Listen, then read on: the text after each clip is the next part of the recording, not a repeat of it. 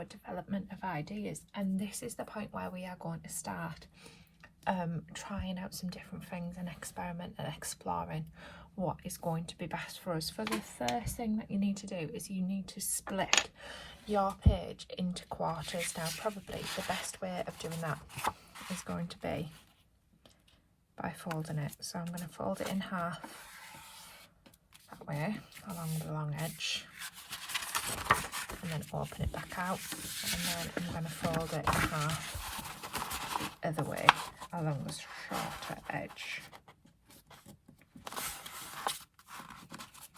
I'm just carefully lining up the edge of my paper just to make sure I do get a straight line as well and I'm not going wonky.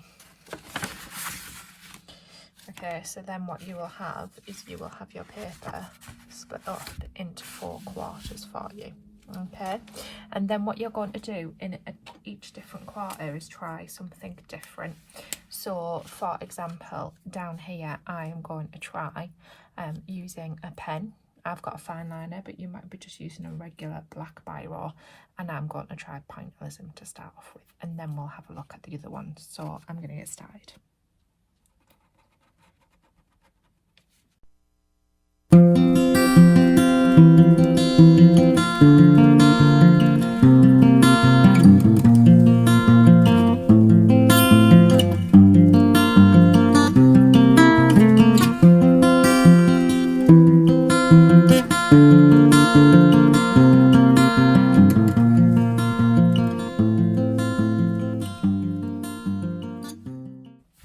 Right, okay, so that's the end of my Pinealism section. So now I'm going to have a look at a different way I could do this, and I'm going to have a look at shading in the top section. Very quick shading example, a lot faster than the Pinealism one because it takes a lot less time shading. So we'll have a quick look at this, and then we'll move on to talking about colour and backgrounds.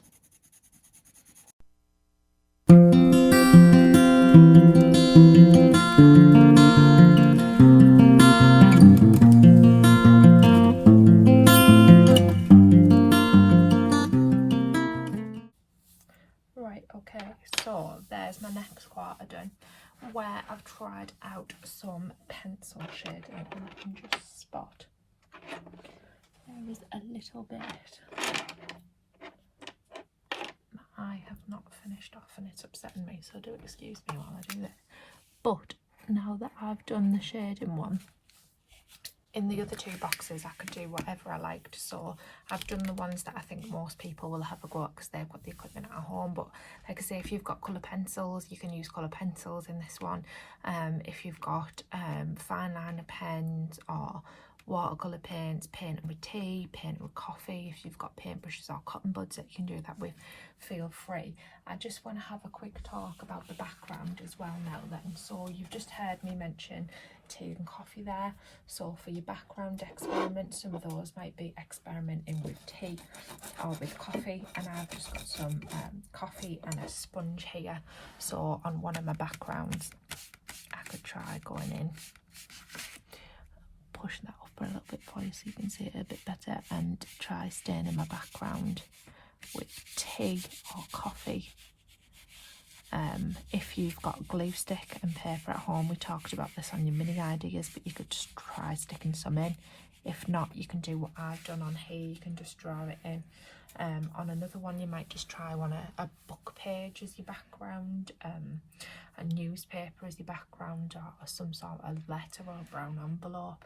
But like I say, if you don't have that sort of stuff, you can do that at home. But just in each different quarter, please try out your different media, your different materials on your actual insect, and then think about your backgrounds as well, especially if you're a teen or Tavolocci person.